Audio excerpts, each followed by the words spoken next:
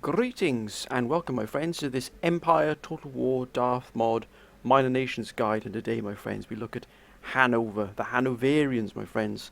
As you can see here, they are positioned off the coast here, the North Sea and of the Baltic Sea. They straddle both seas here, my friends, and they're also in quite a strategic position here, quite an important position in terms of the geopolitical situation in this overall campaign. Let's have a closer look though, my friends, at where you start and what you have to start with within the campaign map, and then we'll delve a little deeper to see what you actually get down in terms of trade, finance, armies, etc. So as you can see, you start here with a number of very powerful forces, very powerful nations as your neighbours. You've got Denmark, my friends, not very powerful, but they are strategically positioned very, very close to Sweden.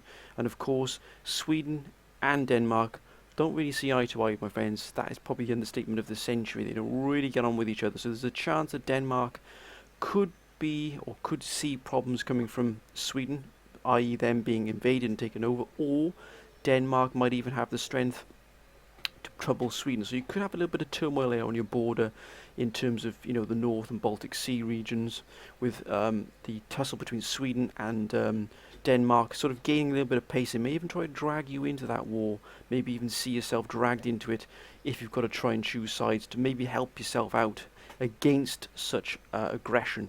Then you have, my friends, here right on the border, your nearest neighbour, Prussia, a formidable foe, my friends, indeed a formidable foe.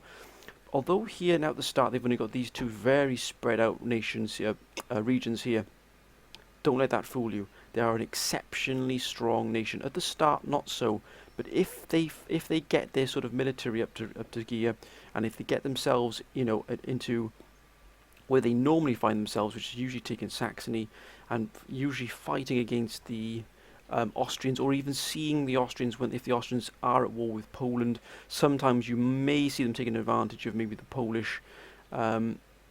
Because they don't really get on very well with the Polish. I'm 100% right here. Let me have a look. Yeah. Oh, they do get on with the Polish. So the Hanover, trade partners there. So they are trade partners of the Polish. But sometimes you'll see a war breaking out here, especially between these sort of nations here in the middle of Europe. So don't be surprised if you see the Prussians expanding quite quickly here. Especially if things sort of kick off between them and Austria. Sometimes you do see that. You've got a lot of minor nation states as well around here. And again, we have the Bavarians here, quite close to us as well. We also have Saxony, which is sort of stuck between these two giants, these two behemoths here of Austria and Prussia. And we also have here Württemberg, which is again pretty close to us, and also Westphalia. We're allied to Westphalia. And last but not least, my friends, the Netherlands. So we've got all of these powerful forces, either individual or as part of a nation state. But there's so much turmoil that kicks off, it really does, in the very early stages of a campaign. Be aware of your surroundings, and whatever you do, my friends, try and get alliances with as many factions as you possibly can, and also make the most of the trade opportunities available. All of these nations here can trade with you over land. You haven't got to be relying on ports or anything like that at all. You will have all of this available to you overland. As you can see, you've already got trade going in with Westphalia, and you've also got trade with Prussia as well, which is an absolutely fantastic bonus to you. But my advice is to get yourself your trade up and running as quickly as you possibly can, with as many as you possibly can. Now, as I said, let's have a quick look at what you start with. You start with one region, and you've got a craft workshop. Let's have a look what that brings in. Now that's bringing in 600 per turn. That's pretty good. Plus 7 per turn to town wealth and region. Not bad at all to start off with. And again, you've got another craft workshop here as well. This is a smith's. So you've got again 600 and plus 6 turn town wealth, which is excellent. So look what you start off with. You actually start with a military governor's encampment. So you're pushed more towards the military end of the spectrum in terms of what you start with. Let's see what you can actually get out of here. You can't get anything apart from county militia and gendarme, and also Lieb Regiment Reuter.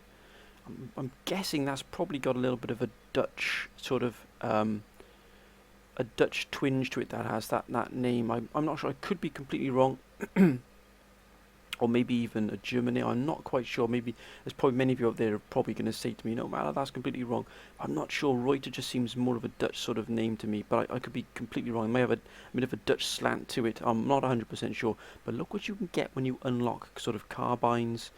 You get a heck of a lot. Machine rifling is going to give you Fieldjäger, Zu or Verd.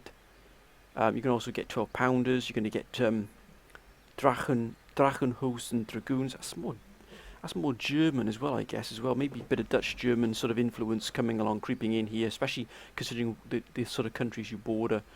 And county militia. I'm also guessing if we go up to militia barracks, we're going to get a bit more. Indeed. Oh, look at that. Luckner's Hussars, which is... Oh, look at that charge bonus. Very, very nice indeed. You also get Légion Britannique. Again, sort of a little bit of a French influence there. Not too bad. Pretty much standard line infantry here. But there's line infantry. There it is. And I love the look of that. That uniform does look fantastic. Gendarme, county militia. So pretty much standard. You get 12 pounders as well in this. But again, you need explosive shells and line infantry here as well. So you've got 2 sets of line infantry. But one seems to be better at charge bonus. The other one is better at melee attack. So it's guess horses, of course, it depends what you want, but I would definitely be looking at these Hussars. And also maybe filling out with these Legion Britannique as well. They look pretty good. What's the morale like of these? So morale is 7 of the line infantry. Britannique is not so good. Morale of 5. So we're looking pretty good here in terms of what you could start with. Again, I would probably invest in a military governor's barracks pretty much straight away.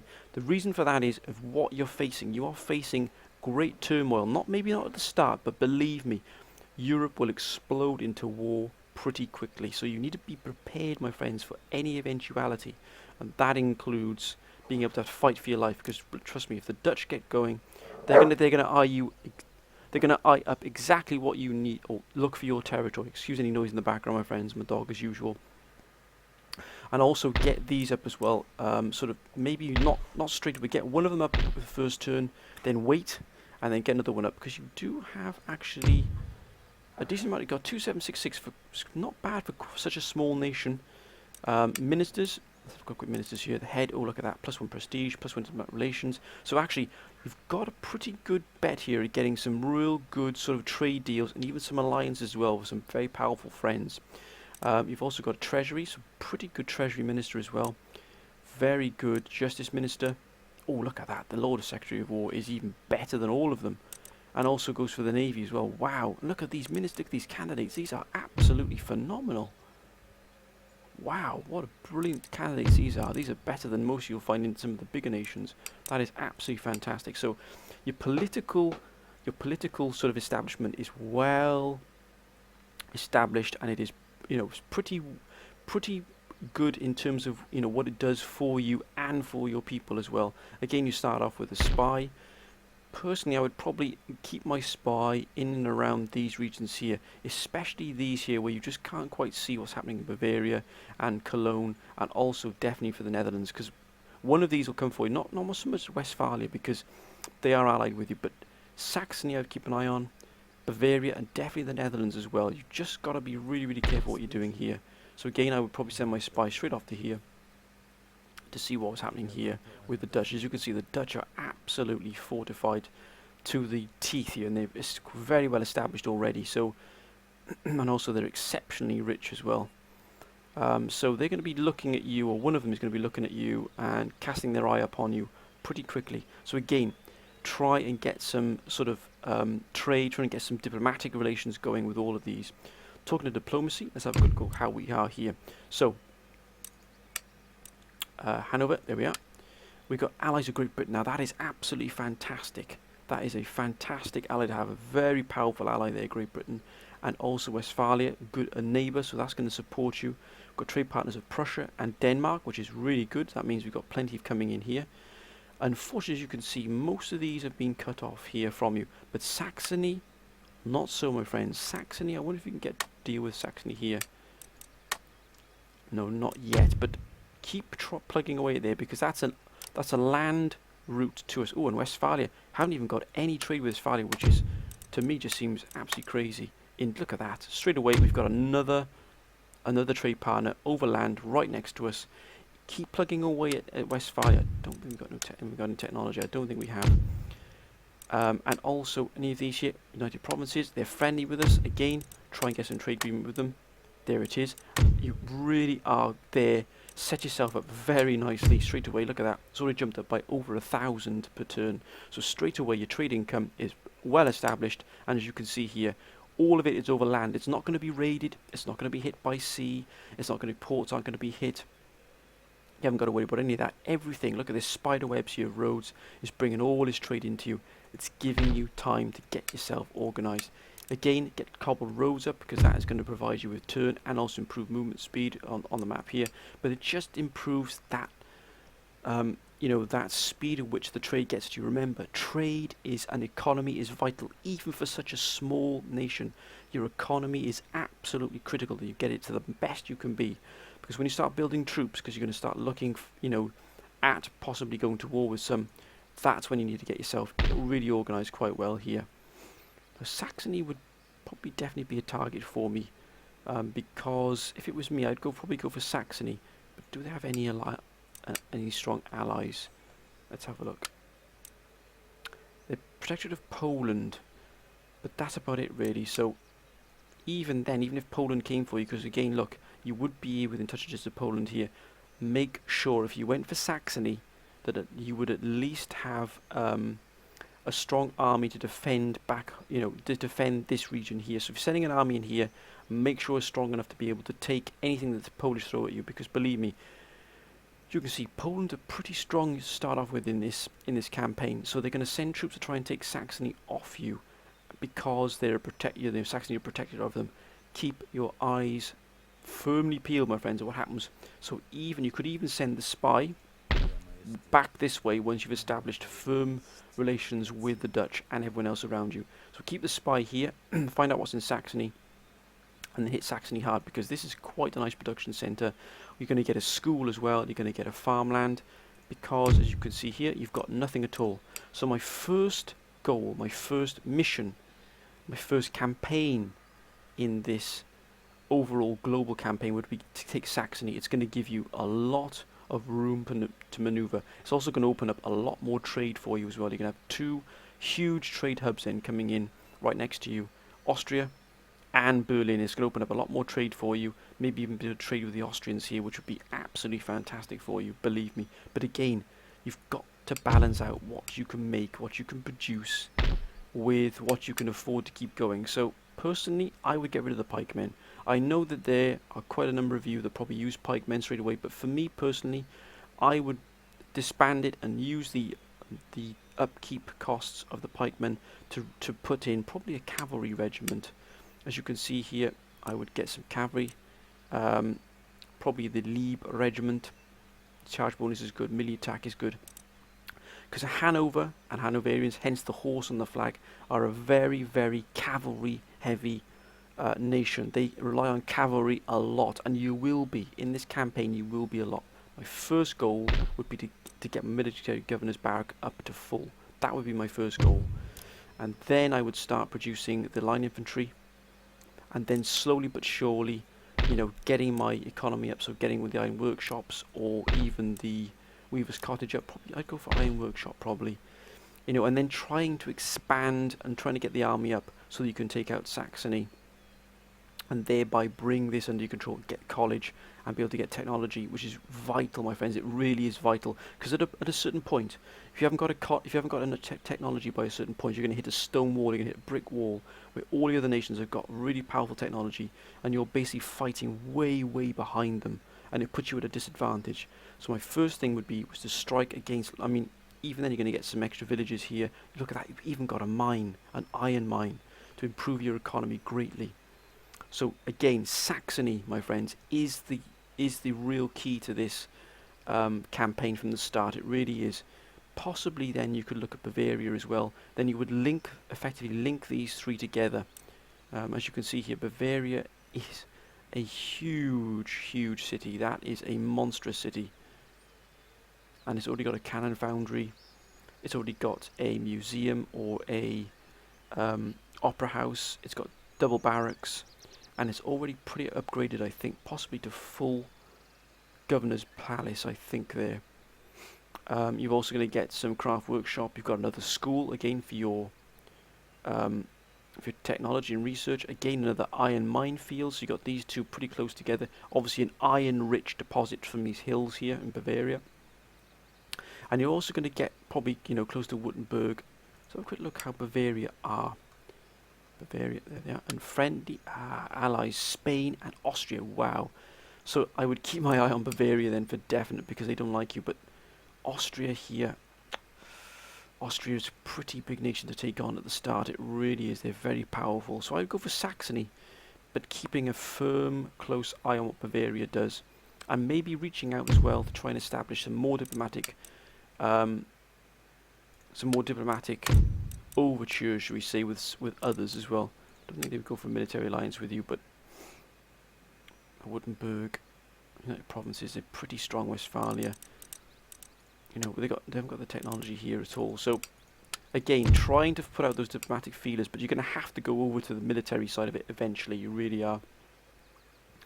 Anything else with them? These most friendly, but they're indifferent. They're sort of shrugging their shoulders at you. They're saying, yeah, you're so small, you're such a tiny nation, we're not really bothered by you, you're not going to really bother us. Sweden is hostile. Sweden really doesn't like us. -25 to historical grievances. Again, you have to keep your eye on Sweden, my friends. As I said to you, it is vitally important you do. You really, really must keep an eye on Sweden, because they'll go for Denmark, and if they take Denmark out, then you're going to be the next target. So you have to expand fairly quickly, fairly aggressively, to get yourself well established, so that Sweden thinks, hang on a minute, they're a little bit too powerful for me here, I'm going to back away. France is unfriendly, which is never good to have. Alliance with enemy nation, -80, so they're at war with alliance with an enemy nation. They've got, they're allied, Spain. And again, Denmark, we've got trade with Denmark, but what if we get an alliance with... Yeah, we could possibly try and get an alliance with Denmark. 1600, you must be joking. Is there anybody else around here? Saxony, you could possibly try and trade with... I don't think we've got anything. Nope, they're not going to like that at all. But Saxony would definitely be my thing. And as I said to you, you've got no research technology, so the only way you're going to get it is to either buy it or to take land that's got it. This Saxony has it. Trust me, my friends, get it. Keep an eye on Prussia, just in case, because as you can see, they're pretty strong. Look at that general they got. That is an astounding general to start with. Again, they've only got basic roads. The construction is pretty good though. They got double barracks, cannon foundry, royal palace, and they got a conservatorium. And let's have a closer look at our national summary. Tax income is 708. Trade income is 2234, which is pretty good. Other is 1650. So you've got a surplus here of 3873, which is pretty good for such a small nation. We're affluent and we're respected, which is again very good to start out with. 7,500 to start with. I would definitely put 3,000 straight away into getting these into this barracks up here for absolute definite. Ministers are very good, as we've gone over quite well here. Trade, look at that, all over land, which is exactly what you want. You're not going to be hit by ships blockading your ports, crippling you in that way. Fantastic, my friends. Try and get as much trade as you can over land as you can, because it's going to really serve you well, especially if you go to war, or if you've got to take out one nation, i.e. Saxony. And again, on the larger map, you've got France here, who was sort of straddling the these two regions here. Of course, France is an absolutely gigantic region, but they can't get you unless they go through all of these nations here. They might be unfriendly towards you, but so be it, my friends. What about Spain? Spain allies Bavaria and France. Actually, they don't mind us. Actually, the Plains Nation, Cherokees. That's fine. Okay, so they're not going to bother us at all. I don't think. We're just too small for that. But my friends, as my sort of brief overview, as it were, with what you start out with. Let me know if you've played the Hanover or the Hanoverians. Let me know how you've played them. If you have actually played them, please let me know. And please put suggestions down below of what you think you should really do, which nation do you think you should attack, or which nation should you just sort of keep a diplomatic status high with, who should you trade with if you can get it. But the main one is, where do you expand to? Let me know where you think you should expand to. Put it down there so that anybody who's watching this and reading the comments, has got a good idea. We're trying to get a nice sort of knowledge base here of the different sort of minor nations, because these can be a real challenge. And once one of my campaigns is over, my larger campaigns is over, I'm probably going to be looking at doing one of the smaller nations, for that challenge, because it really is a fantastic challenge to take a real small nation and to just expand it as big as you can to become a super empire, which is it's a phenomenal achievement. It really is a great feeling when you do it. But anyway, friends, I hope you've enjoyed this brief overview of Hanover. I hope it's been helpful for you. If you have enjoyed it, please comment, like, and subscribe down below. Keep your comments coming always, my friends. They're always invaluable to me and to everybody else, I hope. But until next time, my friends, I hope you're having a good week thus far. Until next time, bye for now.